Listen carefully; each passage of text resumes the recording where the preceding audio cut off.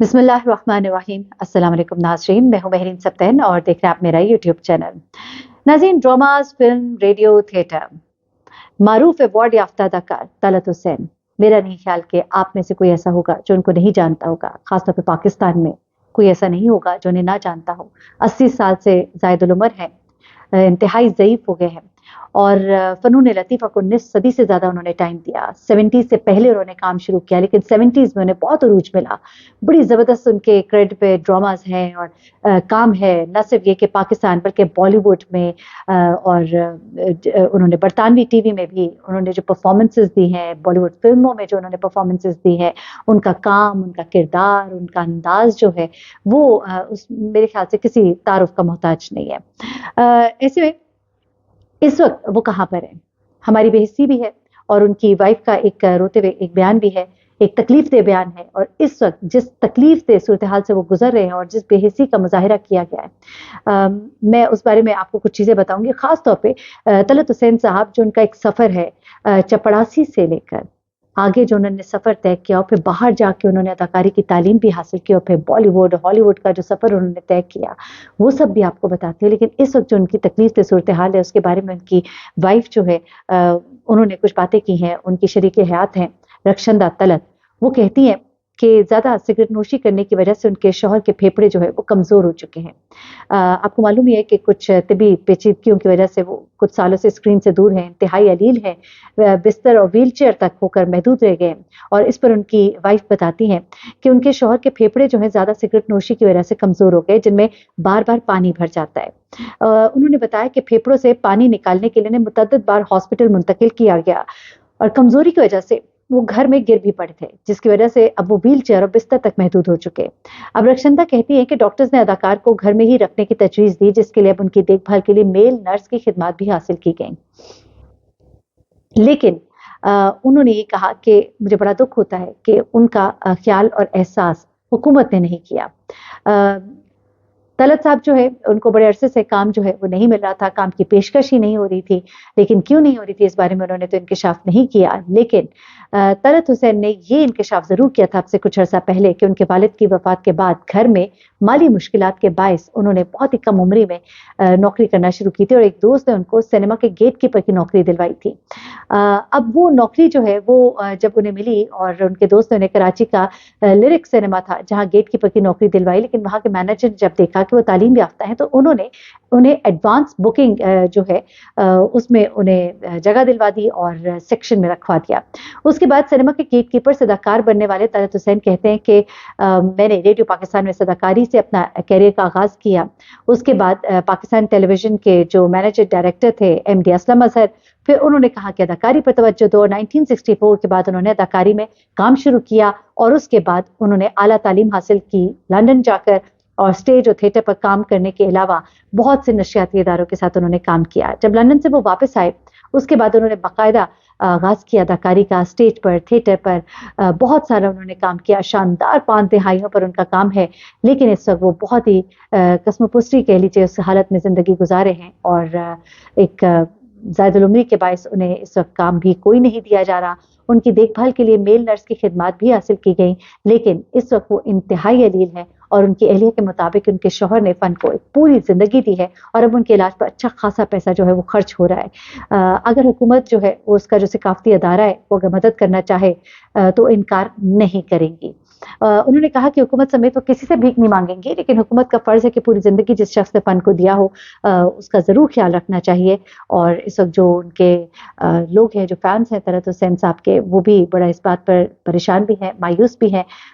لیکن میں آپ کو یہ بتاتی چلوں کہ ہم نے ضرور آواز اٹھانی ہے، اور میں اس لیے بھی آواز اٹھا رہی ہوں کہ ایسا نہ ہو کہ کوئی کہے کہ آج خدا نخواستہ جب وہ ہم میں نہیں رہے تو پھر اب ہم رو کر بتاتے ہیں کہ وہ بڑی تکلیف میں تھے، تو ہم کیوں نہ اس وقت بات کریں جب وہ ہم میں موجود ہیں، اور ان کی بہتری کے لیے اور ان کی لمبی عمر کے لیے۔ اور پلیز کامنٹس میں بھی آپ لوگ تھوڑا سا رحم دلی کا مظاہرہ کیا کریں، کوئی کسی بھی پروفیشن سے ہو،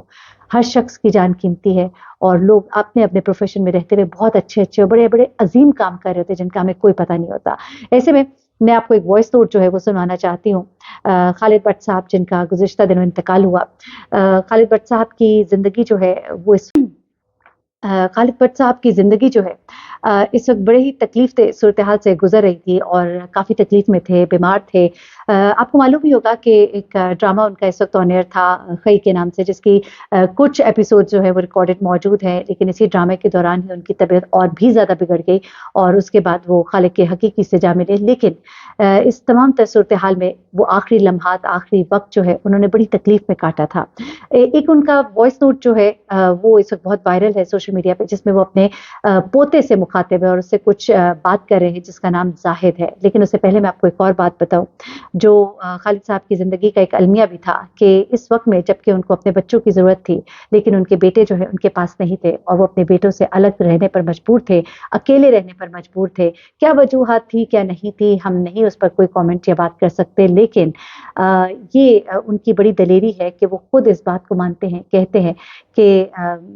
اس وقت میں جب میرے ماں باپ کو میری ضرورت تھی تو میں ان کے ساتھ نہیں تھا، اور آج جب مجھے اپنے بچوں کی ضرورت ہے تو وہ میرے ساتھ نہیں ہے۔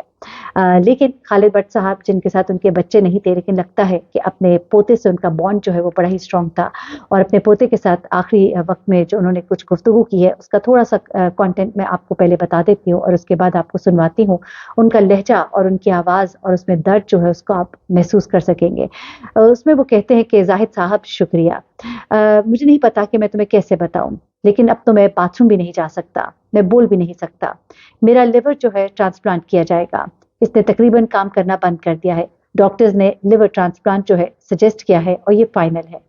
کل میں PKLI جاؤں گا اپنی رپورٹس کے ساتھ، جہاں پر میرا لیور اور کڈنی کا سارا چیک اپ وغیرہ وہ ہوگا۔ اس کے بعد وہ کہتے ہیں کہ جہاں پر میرا لیور اور کڈنی کا ٹرانسپلانٹ ہوگا کل میں جاؤں گا۔ پھر وہ کہتے ہیں کہ میرے پیٹ جو ہے، میرا پیٹ بہت کمزور ہو گیا ہے اور میں بہت سے ہیلتھ ایشوز جو ہے ان سے ڈیل کر رہا ہوں، میری صحت کے لیے دعا کرنا۔ میں گلگت میں تھا اپنے ڈرامہ کی شوٹنگ میں، لیکن انہوں نے مجھے 8 دن کے لیے گھر بھیج دیا۔ اب میں واپس گلگت ہوں، اور اس کے بعد انہوں نے بچوں کے لیے پیار اور محبت بھی بھیجا۔ اب میں ذرا آپ کو سنواتی ہوں کہ خالد صاحب جو ہے وہ آخری وقت میں کس درد اور تکلیف کے ساتھ اپنے پر گزرنے والی آپ بیتی بیان کر رہے تھے اور اپنے پوتے زاہد سے بات کر رہے تھے۔ سمجھ نہیں آتی کہ میں کس طرح دسا لوگ واش روم چکر میں جائے جاتا ہے، میں کتنے جانا بس گفتگو کر رہا نہیں، ساتھ چڑھ جاتا ہے، میں کسی نہیں دستا، ہم بھی گلا کرتے ساتھ چڑھ۔ میرا جگر کا ٹرانسپلانٹ ہونا ہے، فائنل ہے بس، سب علاج ختم ہو گیا، 90% جگر ختم بس۔ کل ڈسکرپشن لے کے PKLI جانا، جڑے گردے میں جگر کی بتائی کرتے ہیں 4-6 کافی ویک ہو گیا۔ یہ تو آپ نے سنا کہ خالد بٹ صاحب کیا کہہ رہے ہیں۔ ایک باقی گفتگو ہوئی جو میں نے جس طرح آپ کو سنانے کا مقصد یہ تھا کہ آپ جان سکے کہ خالد صاحب جو ہے کس قدر تکلیف میں تھے۔ اور جاتے جاتے آپ کو یہ بھی بتاتے چلوں کہ خالد صاحب نے جو اپنی زندگی کا بڑا راز جو سب کے ساتھ شیئر کیا، جیسا کہ میں نے پہلے بھی آپ کو بتایا کہ ایک بڑا اقرار کیا، یہ بڑا مشکل ہوتا ہے اس بات کو ماننا، لیکن یہ ماننا کہ میں آج جو اکیلا ہوں وہ شاید اس لیے ہوں کہ میں نے اپنے ماں باپ کو اکیلا چھوڑ دیا تھا، چاہے جس بھی وجہ سے، کام کے لیے یا جس طرح بھی۔ پھر جو زندگی انہوں نے گزاری اور جیسے بھی گزاری، بڑی محنت والی گزاری، لیکن آج جو میں اکیلا ہوں وہ اس لیے کہ میں نے اپنے ماں باپ کو اکیلے چھوڑا اور آج مجھے میری اولاد اکیلے چھوڑ گئی۔ یہ ان کی زندگی کا دکھ بھی تھا اور ان کا بڑا انکشاف بھی تھا اس دنیا سے رخصت ہونے سے پہلے۔ اپنا بہت خیال رکھیے گا، دعا میں یاد رکھیے گا۔ اللہ حافظ۔